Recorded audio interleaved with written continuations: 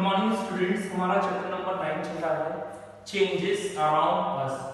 Last class में हमने study किया था अबाउट प्रिवेंशन फ्रॉम रस्टिंग। हमने देखा था कि हम ऐसी कौन-कौन सी मेथड्स हैं जिनकी हेल्प से हम हमारे मेटल का डिके होने से बचा सकते हैं। जब भी मेटल किसी गैस या वाटर के कांटेक्ट में आती है तो इनके ऑक्साइड्स फॉर्म होने लगते हैं। हम देखते हैं कि हमारे चारों सराउंडिंग में ऑक्सीजन गैस अवेलेबल होती है। यही ऑक्सीजन मेटल्स के साथ रिएक्ट करके मेटेलिक ऑक्साइड बनाती है।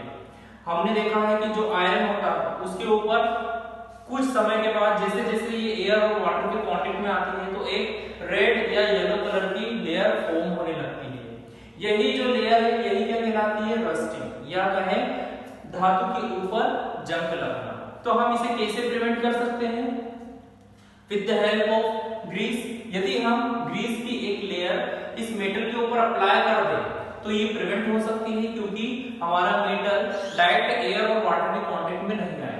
या हम ऐसा भी कर सकते हैं कि हमारे मेटल के ऊपर हम एक ऑयल की पेंट या लेयर चढ़ा दें, जिससे क्या होगा कि डायरेक्ट मेटल के कांटेक्ट में नहीं आए।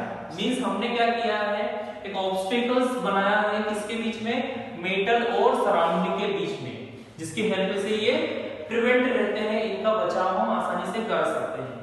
एक और मेथड देखे थे हमने, गैल्वेनाइजेशन, जिसमें क्या होता है, हम आयरन की मेटल के ऊपर जिंक की एक लेयर को फॉर्म करते हैं। जिंक आप देख सकते हैं कि ऐसा मेटल होता है जो ऑक्सीजन और वाटर के साथ बहुत ही कम रिएक्ट करता है।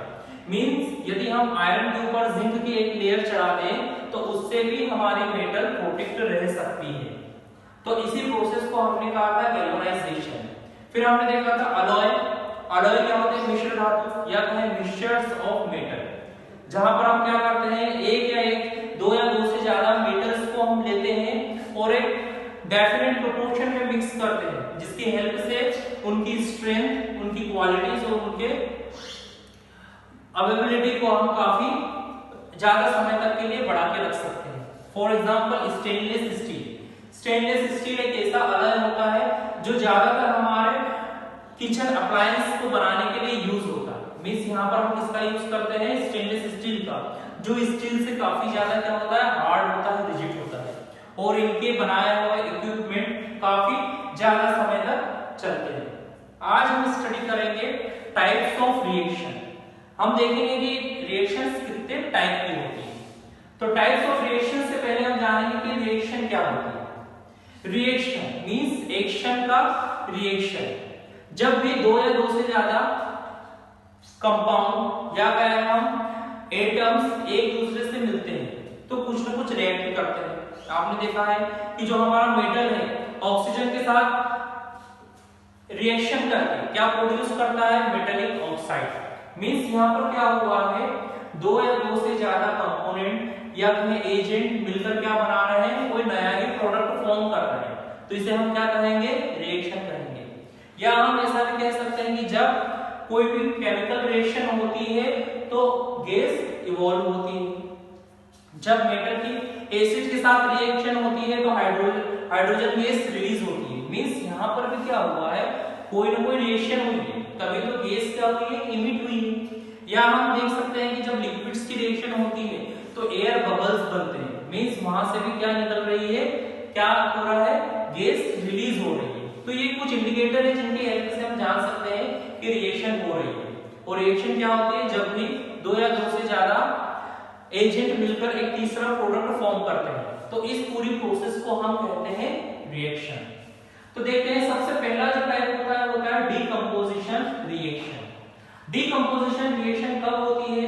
It happens normally either by heating it और बाय पासिंग इलेक्ट्रिसिटी। ये प्रोसेस कब होगी? जब हम हमारे दिए गए एजेंट को हम क्या करेंगे? हीट देने लगेंगे, धीरे धीरे उसे गर्म करने लगेंगे, तो वहां पर उसकी लेयर दूसरे प्रोडक्ट पे फॉर्म होने लगेगी।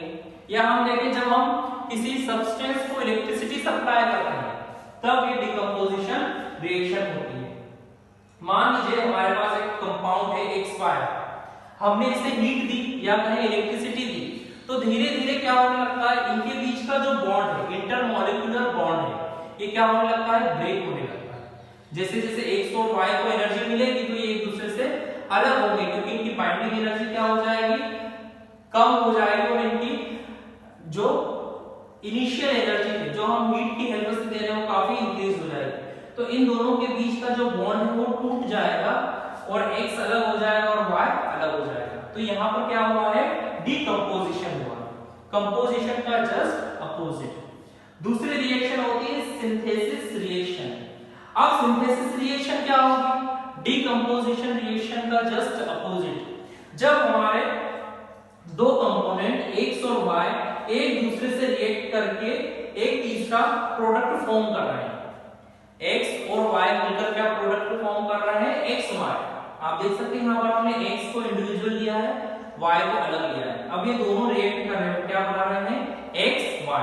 तो इस रिएक्शन को हम कहेंगे सिंथेसिस रिएक्शन।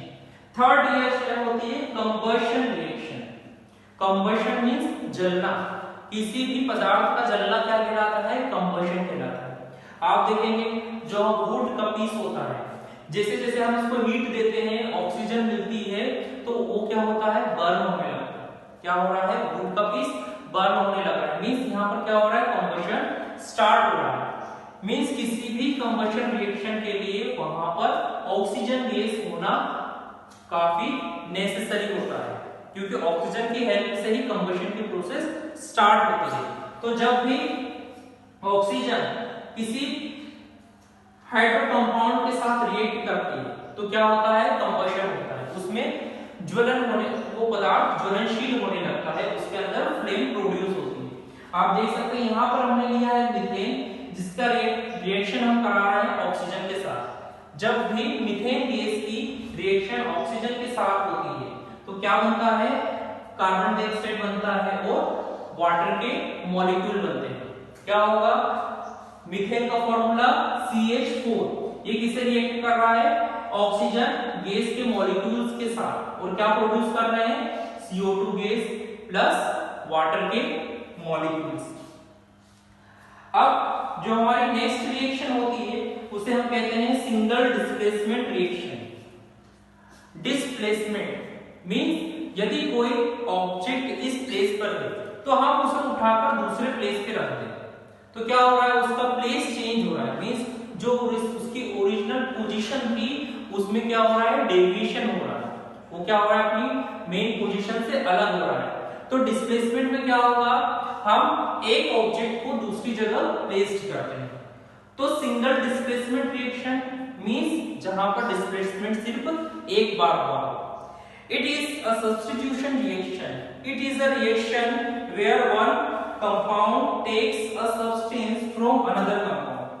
क्या हो रहा है कि यहाँ पर हम इस मेथड में एक सब्सटेंस का यूज कर रहे हैं दूसरे सब्सटेंस के साथ, लेकिन वहां पर क्या हो रहा है, उसे वो डिस्प्लेस कर रहा है।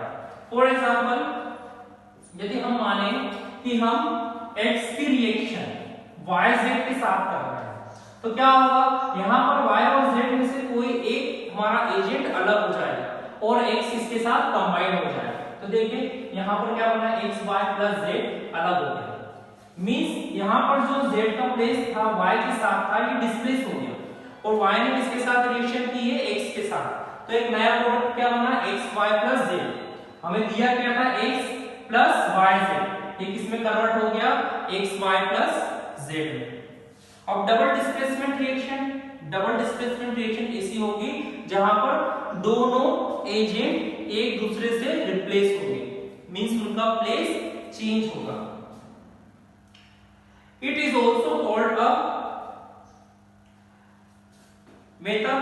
Metathesis reaction. The equation will be xy, हम देखें इसकी रिएक्शन क्या होगी, xy प्लस ze,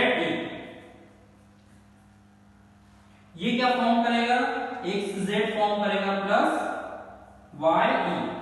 यहां पर आप देख सकते हैं x के साथ y और z के साथ e, लेकिन जब इनकी रिएक्शन हुई, डबल डिस्प्लेसमेंट हुआ, तो x ने z के साथ रिएक्शन करी और y ने e के साथ रिएक्शन करी। तो हमारी रिएक्शन कितने टाइप की होती है, पहली होती है डिकम्पोजिशन रिएक्शन, दूसरी होती है सिंथेसिस रिएक्शन, थर्ड होती है कंबशन रिएक्शन, फोर्थ होती है सिंगल डिस्प्लेसमेंट रिएक्शन।